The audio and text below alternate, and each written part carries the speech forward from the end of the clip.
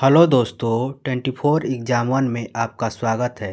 दोस्तों, हम लोग एसके झा सामान्य विज्ञान की जो 5th एडिशन है उसके एनसीईआरटी बेस्ड पर जो आधारित वन लाइनर क्वेश्चन है उसके मोस्ट इम्पोर्टेंट क्वेश्चन को देख रहे हैं जो आने वाले एग्ज़ाम के लिए बहुत ही इम्पोर्टेंट है। तो आप वीडियो के लास्ट तक बने रहिएगा। तो चलिए दोस्तों, हम लोग 201 क्वेश्चन। मेढक में थायरॉक्सिन के स्राव से ही टेडपोल वृद्धि कर पाता है, इसके लिए I2 का होना आवश्यक है। यानी कि मेढक क्या है, थायरॉक्सिन के स्राव से ही क्या है, टेडपोल वृद्धि कर पाता है, उसके लिए क्या है, आयोडीन का होना क्या है, आवश्यक है। तो I2 क्या है, हम लोग का आयोडीन है। अब लोग अगला देखते हैं हम लोग 202। पत्तीदार सब्जियां, गुड़, मांस इत्यादि में लोहा प्रचुर मात्रा में पाया जाता है। तो लोहा किस में प्रचुर मात्रा में पाया जाता है? पत्तीदार सब्जियां, गुड़, मांस में क्या है, लोहा प्रचुर मात्रा में पाया जाता है।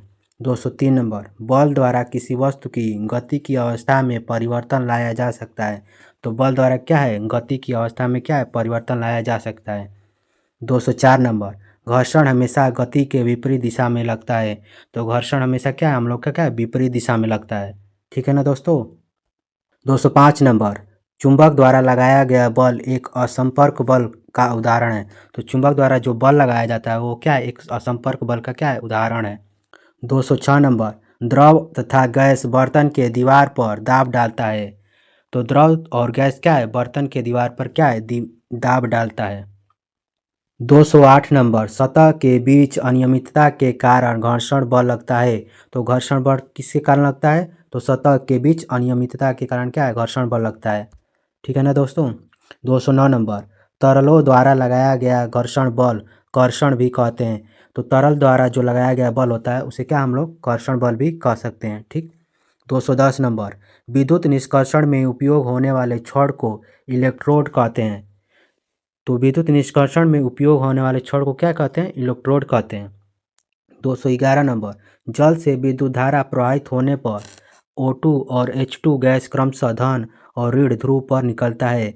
तो जल में जो विद्युत धारा प्रवाहित होती है तो O2 पर क्या हम लोग का धन बनता है और H2 पर क्या हम लोग का ऋण ध्रुव बनता है। ठीक है ना दोस्तों।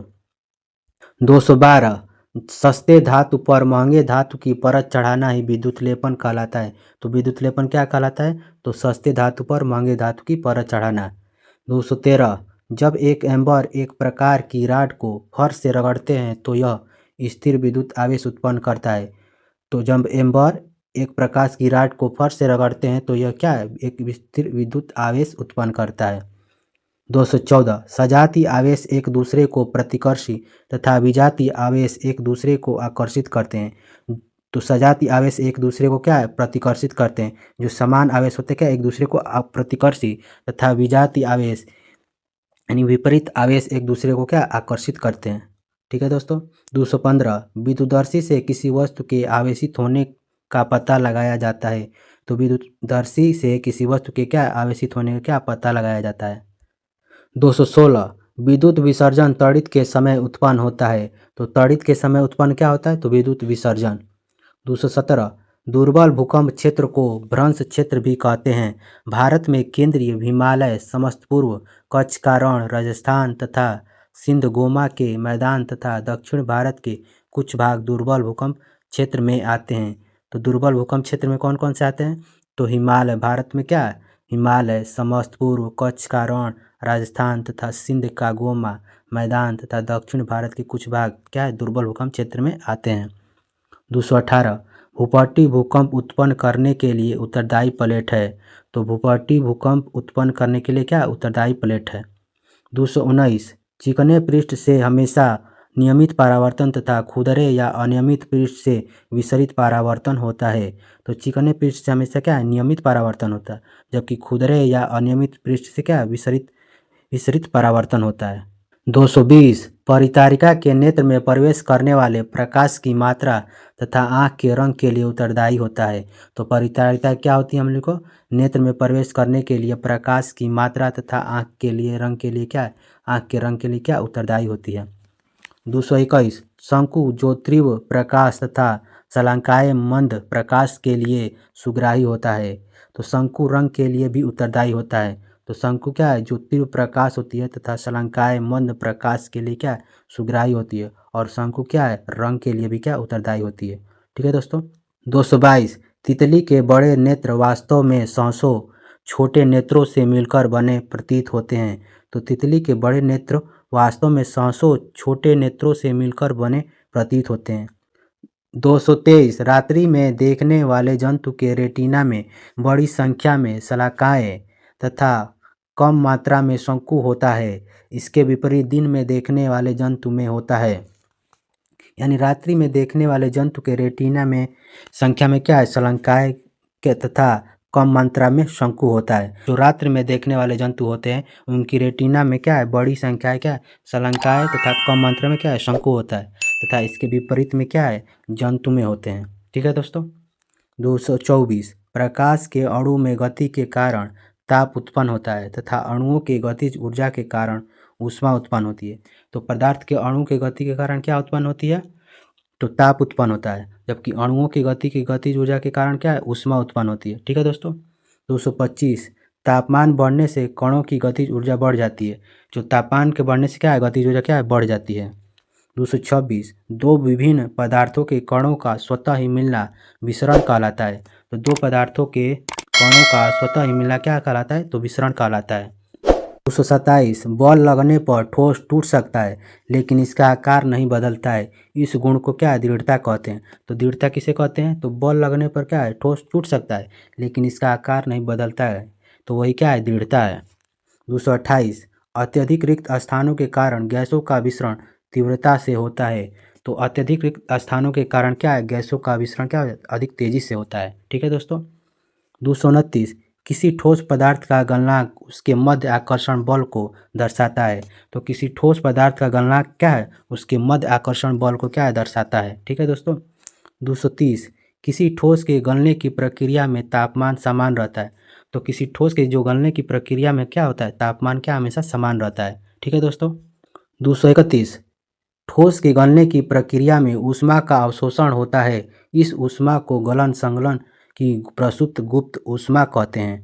तो ठोस के गलने की प्रक्रिया में ऊष्मा का क्या अवशोषण होता है, इस ऊष्मा के गलन संगलन की प्रसुप्त गुप्त ऊष्मा कहते हैं। ठीक है दोस्तों। 232 पदार्थ की अवस्थाएं यानी ठोस, द्रव और गैस दाब और तापमान के द्वारा तय की होती है। तो पदार्थ की अवस्थाएं क्या होती है, ठोस, द्रव, गैस, दाब और तापमान के द्वारा क्या है, तय होती है। ठीक है दोस्तों। 233 एक एटम यानी एक एटीएम बराबर क्या हो जाएगा, 1.01 × 10⁵ पास्कल। 234 क्वथनांक से कम तापमान पर द्रव के वाष्प में परिवर्तित होने की प्रक्रिया को वाष्पीकरण तथा क्वथनांक पर या क्वथनांक से ऊपर वाष्प में बदलना वाष्पन कहलाता है। तो क्वथनांक से कम तापमान पर द्रव के वाष्प में परिवर्तित होने की प्रक्रिया क्या कहलाती है, वाष्पीकरण तथा क्वथनांक पर या क्वथनांक से ऊपर वाष्प में बदलना क्या होता है, तो वाष्पन कहलाता है। ठीक है दोस्तों। 235 वाष्पीकरण एक सतही प्रक्रिया है। तो वाष्पीकरण एक प्रकार की क्या है, सतही प्रक्रिया है। ठीक है दोस्तों। 236 फ्लोरोसेंट ट्यूब और नियान बल्ब में प्लाज्मा होता है। तो फ्लोरोसेंट ट्यूब और नियान में क्या होते हैं, प्लाज्मा होती है। 237 कम घनत्व तथा कम ताप पर पदार्थ को ठंडा करने में बीईसी बोस आइंस्टीन कंडेंसेट तैयार किया जाता है। ठीक है दोस्तों। 239 रंगों को पृथक करने की प्रक्रिया क्रोमेटोग्राफी कहलाता है। तो रंगों को पृथक करने की प्रक्रिया क्या कहलाती है, तो क्रोमेटोग्राफी कहलाती है। 240 जिस पदार्थ के क्वथनांक के बीच 25 डिग्री सेल्सियस से कम का अंतर होता है उसे प्रभाजी आसवन विधि से शुद्ध किया जाता है। तो जिस पदार्थ के क्वथनांक के बीच क्या है, 25 डिग्री सेल्सियस से कम का अंतर होता है उसे क्या प्रभाजी आसवन विधि द्वारा क्या है, शुद्ध किया जाता है। ठीक है दोस्तों। 241 वायु से विभिन्न गैस तथा पेट्रोलियम उत्पादों को प्रभाजी आसवन विधि से अलग किया जाता है। तो वायु से विभिन्न गैसों तथा पेट्रोलियम उत्पादों को किससे अलग किया जाता है, तो प्रभाजी आसवन विधि द्वारा अलग किया जाता है। 242 पदार्थ का वह गुण जिसका अवलोकन एवं वर्णन किया जा सकता है भौतिक गुण कहलाता है। तो भौतिक गुण क्या कहलाता है, तो पदार्थ का वह गुण जिसका अवलोकन और वर्णन किया जा सकता है भौतिक गुण कहलाता है। 243 मोमबत्ती के जलने में भौतिक एवं रासायनिक दोनों परिवर्तन होता है। तो मोमबत्ती के जलने में क्या होता है, भौतिक और रासायनिक क्या है, दोनों परिवर्तन होता है। 244 रॉबर्ट बायल पहले वैज्ञानिक थे जिन्होंने सन 1661 में सर्वप्रथम तत्व शब्द का प्रयोग किया। तो तत्व शब्द का सर्वप्रथम प्रयोग सबसे पहले किसने किया? तो रॉबर्ट बायल ने। 245 तत्व की परिभाषा सर्वप्रथम एंटोनी लॉरेंट लेवेजियर ने दिया। तो तत्व की जो परिभाषा सबसे पहले किसने दी? तो एंटोनी लॉरेंट लेवेजियर ने दिया। 246 92 तत्व प्राकृतिक है जिसमें 11 तत्व गैस 2 द्रव अवस्था में पाया जाता है। तो 92 क्या है? तत्व क्या है? प्राकृतिक अवस्था में है, जिसमें से क्या है? 11 तत्व क्या है? गैस है, जबकि 2 द्रव अवस्था में पाई जाती है। 247 H2S एक रंगहीन गैस है। तो H2S क्या है? एक रंगहीन गैस है जिसमें सड़े हुए अंडे जैसा गंध होता है। तो सड़े हुए अंडे की गंध किस में होती है? तो H2S में होती है। 248 यौगिक को केवल रासायनिक वैद्युत रासायनिक प्रतिक्रिया के द्वारा पृथक किया जा सकता है। तो किसके द्वारा पृथक किया जा सकता है यौगिक को? केवल रासायनिक और वैद्युत रासायनिक प्रतिक्रिया द्वारा क्या अलग किया जा सकता है यौगिक को। ठीक है दोस्तों। 252 नंबर क्वेश्चन, परमाणु त्रिज्या को नैनोमीटर में मापा जाता है। तो परमाणु त्रिज्या को किस में मापा जाता है? तो नैनोमीटर में मापा जाता है। 253 नंबर क्वेश्चन, हाइड्रोजन परमाणु की त्रिज्या 10⁻⁻10 मीटर होती है। तो हाइड्रोजन परमाणु की त्रिज्या कितनी होती है? तो 10⁻⁻10 मीटर होती है। ठीक है दोस्तों। 254 नंबर क्वेश्चन, डाल्टन ऐसे प्रथम वैज्ञानिक थे जिन्होंने तत्वों के प्रतीकों का प्रयोग अत्यंत विशिष्ट अर्थ में किया। तो डाल्टन ऐसे प्रथम वैज्ञानिक थे जिन्होंने तत्वों के प्रतीकों का प्रयोग क्या अत्यंत विशिष्ट अर्थ में किया। ठीक है दोस्तों। 255 नंबर क्वेश्चन, तत्व के प्रतीक का सुझाव सर्वप्रथम बर्जिलियस ने दिया। तो तत्व का प्रथम सुझाव किसने दिया? तो बर्जिलियस ने दिया। 256 नंबर क्वेश्चन है हम लोग का, अवगाड्रो संख्या को Na से निरूपित किया जाता है। तो अवगाड्रो संख्या को किससे निरूपित किया जाता है? तो Na से। और Na बराबर कितना हो जाता है हम लोग का? यानी अवगाड्रो संख्या बराबर 6.022 गुणे 10⁻23 अणु परमाणु या आयन। ठीक है दोस्तों, या इसको 22.4 लीटर। ठीक है दोस्तों। 257 नंबर क्वेश्चन, सर्वप्रथम अणु तथा मोल शब्द का प्रतिपादन विलियम ओस्टवाल्ड ने दिया। सर्वप्रथम अणु और मोल शब्द का प्रतिपादन किसने दिया? तो विलियम ओस्टवाल्ड ने दिया। ठीक है दोस्तों। 258 नंबर, परमाणु अविभाज्य न होने का प्रमाण स्थिर विद्युत तथा विद्युत चालन की स्थिति से मिलता है। तो परमाणु अविभाज्य न होने का प्रमाण किससे मिलता है? तो स्थिर विद्युत तथा विद्युत चालन की स्थिति से मिलता है। 259 क्वेश्चन, प्रोटॉन की खोज कैनाल रे के रूप में गोल्डस्टीन ने 1886 में किया, परंतु बाद में इसकी व्याख्या प्रोटॉन के रूप में रदरफोर्ड ने किया। तो प्रोटॉन की खोज कैनाल रे के रूप में गोल्डस्टीन ने 1886 में किया, परंतु बाद में इसकी व्याख्या किसने प्रोटॉन के रूप में? तो रदरफोर्ड ने किया। 260 नंबर, जे थॉमसन पहला वैज्ञानिक था जिसने परमाणु मॉडल लिया।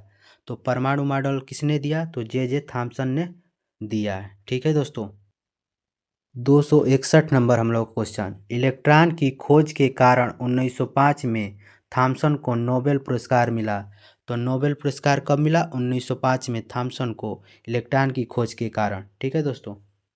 262 नंबर, परमाणु उदासीन है, इसके बारे में थॉमसन ने बताया। तो थॉमसन ने बताया क्या? तो परमाणु उदासीन है। 263 नंबर हम लोग क्वेश्चन है, रदरफोर्ड को नाभिकीय भौतिक का जनक माना जाता है। तो नाभिकीय भौतिक का जनक किसे माना जाता है? हम लोग को रदरफोर्ड को माना जाता है। 264 नंबर क्वेश्चन हम लोग का, रदरफोर्ड ने बताया कि परमाणु की त्रिज्या नाभिक की त्रिज्या की तुलना में क्या है? 10⁵ गुना बड़ा है। तो रदरफोर्ड ने बताया कि परमाणु की का त्रिज्या नाभिक की त्रिज्या की तुलना में कितना गुना बड़ा है? तो 10⁵ गुना बड़ा है। 265 नंबर क्वेश्चन, परमाणु की स्थिरता की व्याख्या नील्स बोर ने किया था। तो नील्स बोर ने किसकी व्याख्या किया? तो परमाणु की स्थिरता की व्याख्या नील्स बोर ने की। 266 नंबर क्वेश्चन, संयोजकता परमाणु की संयोजन शक्ति कहलाता है। संयोजकता जो है हम लोग की परमाणु की संयोजन शक्ति कहलाता है। ठीक है दोस्तों। 267 नंबर हम लोग क्वेश्चन है, रदरफोर्ड ने परमाणु की तुलना सौर परिवार से किया। तो रदरफोर्ड ने परमाणु की तुलना किससे किया? तो सौर परिवार से किया। ठीक है दोस्तों। 268 नंबर हम लोग क्वेश्चन है, रॉबर्ट हुक ने कार्क से मृत तथा लुवेनहाक ने तालाब से जीवित कोशिका का खोज किया? तो रॉबर्ट हुक ने कार्क से मृत तथा लुवेनहाक ने तालाब से जीवित कोशिका की खोज किया। 269 क्वेश्चन हम लोग का है, रक्त का पंप हृदय करता है। तो रक्त का पंप कौन करता है? तो हृदय करता है। 270 नंबर क्वेश्चन, प्लाज्मा झिल्ली केंद्रक तथा कोशिका द्रव्य सभी कोशिका का प्रमुख अवयव है। तो प्लाज्मा झिल्ली केंद्रक तथा कोशिका द्रव्य सभी कोशिका का प्रमुख अवयव है। ठीक है दोस्तों। 271, कोशिका झिल्ली को वर्णनात्मक परागम्य झिल्ली भी कहते हैं। तो कोशिका झिल्ली को और क्या कह सकते हैं? तो वर्णनात्मक परागम्य झिल्ली भी कहते हैं। ठीक है दोस्तों। 272 नंबर हम लोग क्वेश्चन है, जल के अणुओं की गति जब वर्णनात्मक परागम्य झिल्ली द्वारा होता हो तो उसे क्या है? परासरण कहते हैं। तो जल के अणुओं की गति जब वर्णनात्मक परागम्य झिल्ली से के द्वारा होता हो तो उसे क्या कहते हैं? परासरण कहते हैं। 273 नंबर क्वेश्चन हम लोग का, अल्प परासरण कोशिका फूल जाएगी। तो अल्प परासरण में क्या होगा? कोशिका फूल जाती है। फिर 274 हम लोग का है, सम परासरण कोई परिवर्तन नहीं होगा। तो सम परासरण में क्या है? कोई परिवर्तन नहीं होगा। 275 में है अति परासरण। अति परासरण में क्या होगा? तो कोशिका चिपक जाएगी। तो अति परासरण में क्या होगी? कोशिका चिपक जाएगी। तो हम लोग एक बार और देख लेते हैं, अल्प परासरण में क्या होगा? तो कोशिका फूल जाएगी। सम परासरण में क्या होगी? कोई परिवर्तन नहीं होगा। अति परासरण क्या होगा? तो कोशिका चिपक जाएगी। ठीक है दोस्तों। 276 नंबर, एक कोशिकीय अवायु जीव तथा अधिकांश पादप कोशिका परासरण द्वारा जल ग्रहण करता है। तो एक कोशिकीय है जो जीव अवायु जीव तथा अधिकांश पादप कोशिका परासरण द्वारा क्या है? जल ग्रहण करते हैं। 277 नंबर, प्लाज्मा झिल्ली लचीली होती है जो लिपिड तथा प्रोटीन की बनी होती है। तो प्लाज्मा झिल्ली क्या होती है? हम लोग की लचीली होती है और यह क्या है? लिपिड और प्रोटीन की क्या है? बनी होती है। 278 नंबर क्वेश्चन, अमीबा तथा अनेक एककोशिकीय जीव अपना भोजन एंडोसाइटोसिस विधि द्वारा करते हैं।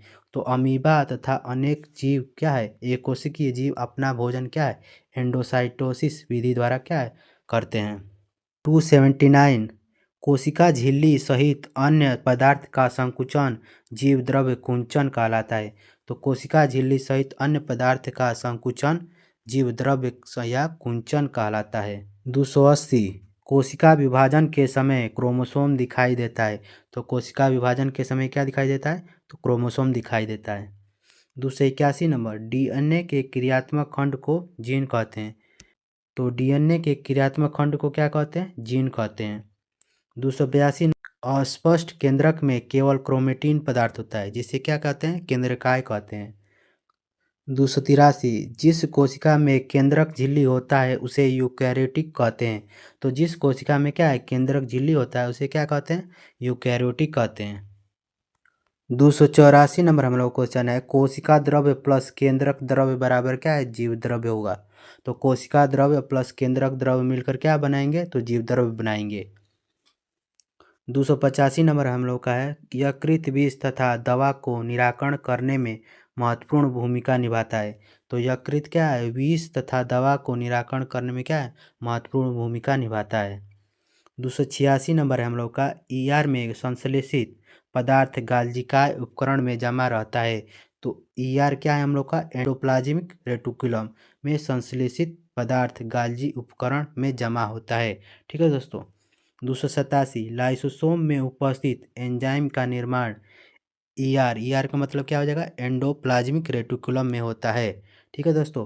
तो लाइसोसोम में उपस्थित एंजाइम का निर्माण क्या होता है? तो एंडोप्लाज्मिक रेटिकुलम में होता है। 288 नंबर हम लोग का, माइटोकॉन्ड्रिया कोशिका का बिजली घर होता है।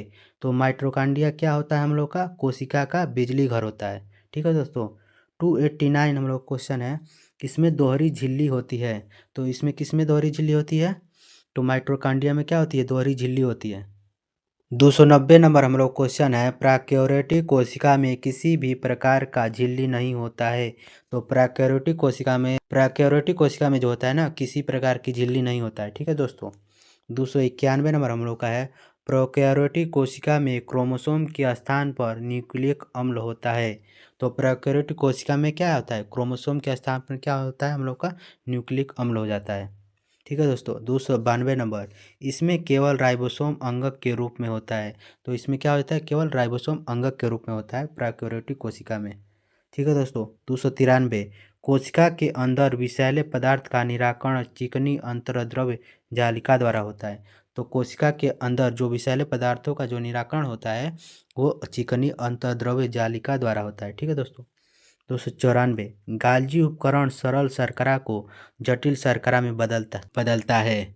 तो गाल्जी उपकरण क्या करता है, सरल शर्करा को क्या होता है, जटिल शर्करा में क्या है, बदलता है। 295 नंबर वाला क्वेश्चन है, गाल्जी उपकरण का परीक्षण सिल्वर नाइट्रेट के साथ किया जाता है। तो गाल्जी उपकरण का परीक्षण किसके साथ किया जाता है, तो सिल्वर नाइट्रेट के साथ किया जाता है। 296 नंबर हम लोग क्वेश्चन है, रक्त ऑक्सीजन, भोजन, हार्मोन और अपशिष्ट पदार्थ का वहन करता है। तो रक्त क्या करता है, तो ऑक्सीजन, भोजन, हार्मोन और अपशिष्ट पदार्थों का क्या करता है, वहन करता है। 297 नंबर, रक्त फ्लोएम तथा पेशी ऊतक का उदाहरण है। तो रक्त किसका उदाहरण है, तो फ्लोएम और पेशी ऊतक का उदाहरण है रक्त। 298 नंबर क्वेश्चन है हम लोग का, विभाज्योतक ऊतक में रसधानी नहीं होता है। तो विभाज्योतक ऊतक में क्या है, रसधानी नहीं होता है। ठीक है दोस्तों। 299 नंबर, स्क्लेरेकाइमा की भित्ति लिग्निन के कारण कठोर होता है। तो स्क्लेरेकाइमा की भित्ति किसके कारण कठोर होती है, तो लिग्निन के कारण क्या है, कठोर होती है। 300 नंबर क्वेश्चन हम लोग का, वाष्पोत्सर्जन की क्रिया रंध्र के द्वारा होता है। तो वाष्पोत्सर्जन की क्रिया किसके द्वारा होती है, हम लोग की रंध्र के द्वारा होती है। ठीक है दोस्तों।